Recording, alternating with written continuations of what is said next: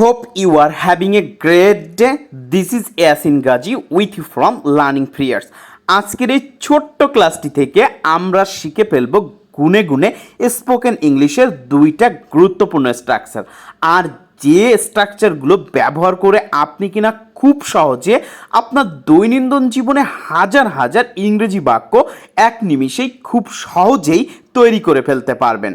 আজকে আমি আপনাদের ক্লাস 6-এ কিন্তু গুরুত্বপূর্ণ দুটি স্পোকেন ইংলিশের স্ট্রাকচার দেখাতে যাচ্ছি। তো কথা না বাড়িয়ে চলেন মূল ক্লাসে যাওয়া যাক। The first structure we are going to learn today yes it's back to plus verb. এটা ডট ডট খারাপ, অর্থাৎ আমরা কিন্তু প্রথম নিয়মে শিখতে যাচ্ছি ইটস ব্যাক টু প্লাস ভার্বের এক নাম্বার রূপ। তার মানে হচ্ছে কোনো কিছু খারাপ অর্থে। তাহলে কোনো কিছু খারাপ অর্থে আমরা কোন কোন বাংলায় ব্যবহার করতে পারি আজকের এই স্ট্রাকচারটি চলেন দেখে নেওয়া যাক। প্রথম উদাহরণে আমি বলতে পারি এটা শুনতে খারাপ যে তুমি পরীক্ষায় ফেল করেছো। এটা শুনতে খারাপ যে তুমি পরীক্ষায় ফেল করেছো, এটার ইংরেজি বাক্য হবে it is bad two.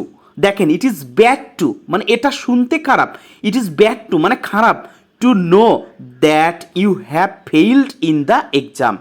It is bad to know that you failed in the exam. এটা শুনতে খারাপ যে তুমি পরীক্ষায় ফেল করেছো। নেক্সট উদাহরণে দেখা যাক শব্দ দূষণ করা খারাপ। তাহলে কি হবে? It is bad to make a noise. It is bad to make a noise. ক্লাসটা কিন্তু দারুণ হতে যাচ্ছে আজকে, বিশেষ করে যারা স্পোকেন ইংলিশে খুবই দুর্বল তাদের জন্য। কারণ আজকের এই একটি স্ট্রাকচার দিয়ে আপনি কিন্তু শত শত বাক্য বাসায় বসে খুব সহজে এক নিমিষেই তৈরি করে ফেলতে পারবেন। তাই ক্লাসটি খুব মনোযোগ দিয়ে দেখতে থাকুন। পরের উদাহরণে দেখেন ক্লাসে অনুপস্থিত থাকা খারাপ। তাহলে কি হবে? It is bad two be absent from the class. It is bad two be absent from the class. কাউকে গালি দেয়া খারাপ। কাউকে গালি দেওয়া খারাপ, এটার ইংরেজি বাক্য হবে it is bad to blame someone. It is bad to blame someone. ইন্টারনেটের অপব্যবহার করা খারাপ। ইন্টারনেটের অপব্যবহার করা খারাপ, এটি হবে it is bad to miss use internet. It is bad to miss use internet. মাঠে চাষ করা খারাপ না। তাহলে এবার না বোধক করতে একটু দেখেন যে এটা খারাপ না, সেক্ষেত্রে আমরা কেমন ইংরেজি বাক্য ব্যবহার করতে পারি? মাঠে চাষ করা খারাপ না। It is not bad to cultivate in the field. It is not bad to cultivate in the field. নিয়মিত পড়াশোনা করা খারাপ না। তাহলে নিয়মিত পড়াশোনা করা খারাপ না, এটা ইংরেজি বাক্য হবে it is not bad to study regularly. It is not bad to study regularly. কারোর সাথে প্রতারণা করা খারাপ। এটা অবশ্যই কারোর সাথে প্রতারণা করা কিন্তু অনেক খারাপ কাজ। তাহলে এটা ইংরেজি বাক্য হবে it is bad to cheat on someone. It is bad to cheat on someone. সময় অপচয় করা খারাপ। তাহলে কি হবে? It is bad two waste time in vein. It is bad two waste time in vein. ধূমপান করা খারাপ। It is bad to smoke. It is bad to smoke. এখন আপনারা কিন্তু এটা দেখে অনুশীলন করা শুরু করে দিন। আমি কিছু বাক্য আরও অনুশীলনের জন্য বলে দিচ্ছি, আপনারা এটা দেখে একাধিক বাক্য অনুশীলন করার চেষ্টা করুন। এটা বলা খারাপ, তাহলে কি হবে? It is bad to say. এটা দেখা খারাপ, it is bad to see. এটা শোনা খারাপ, it is bad to listen.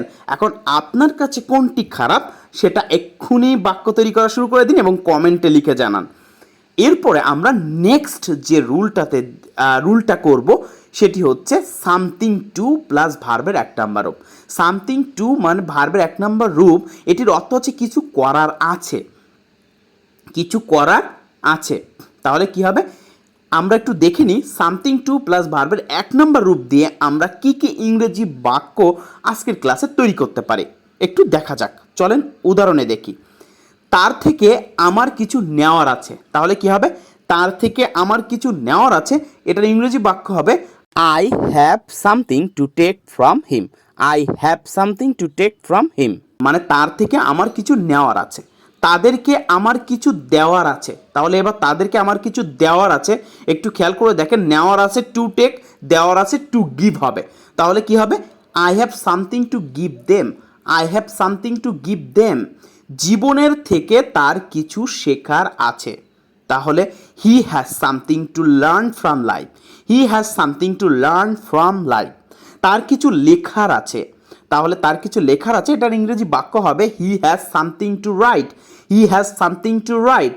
পরীক্ষার জন্য আমার কিছু পড়ার নেই, পরীক্ষার জন্য আমার কিছু পড়ার নেই, এটার ইংরেজি বাক্য হবে I have nothing to read for my examination, I have nothing to read for my examination. আমার ছাত্রছাত্রীদের কিছু শেখানোর আছে, আমার ছাত্রছাত্রীদের কিছু শেখানোর আছে। তাহলে কি হবে? I have something to teach my students, I have something to teach my students. তাহলে আমার ছাত্রছাত্রীদের কিছু শেখানোর আছে, এটার ইংরেজি বাক্য হবে I have something to teach my students. তার পান করার কিছুই নেই, তাহলে he has nothing to drink, he has nothing to drink. টেলিভিশনে আমার কিছু দেখার আছে, I have something to watch on television, I have something to watch on television. এখন আপনার কি দেখার আছে, আপনার কি করার আছে, আপনার কি শোনার আছে, এক্ষুনি সেটা খাতায় লিখে ফেলুন এবং অনুশীলন করা শুরু করে দিন, দেখবেন আপনার জড়তাও একদমই কেটে যাবে। আমরা আরও কিছু অনুশীলন আপনাকে দেখিয়ে দিচ্ছি। যেমন বলতে পারেন কিছু করার আছে, সামথিং টু ডু, কিছু বলার আছে, সামথিং টু সে, কিছু খাওয়ার আছে, সামথিং টু ইট। এখন আপনার কি করার আছে অবশ্যই কমেন্টে জানাবেন এবং ইংরেজি বাক্য করে অনুশীলন করবেন। একটি কথা মনে রাখবেন, আপনি যত বেশি অনুশীলন করবেন আপনি স্পোকেন ইংলিশে তত বেশি দক্ষতা অর্জন করতে পারবেন। অনুশীলন ব্যতীত আপনি কিন্তু একদমই ইংরেজিতে দক্ষ হতে পারবেন না। তাই বেশি বেশি করে অনুশীলন করুন আর বেশি বেশি করে প্র্যাকটিস করুন, দেখবেন আপনিও অন্যদের মতো স্পোকেন ইংলিশে অনেক দক্ষ হয়ে যাবেন। আর প্রতিনিয়ত এই ধরনের স্পোকেন ইংলিশের ক্লাস পেতে আমাদের চ্যানেলটিতে সাবস্ক্রাইব করুন এবং লাইক করবেন, কমেন্ট করবেন। আর আপনার কোনো সমস্যা হচ্ছে কিনা অবশ্যই কমেন্টে জানাবেন।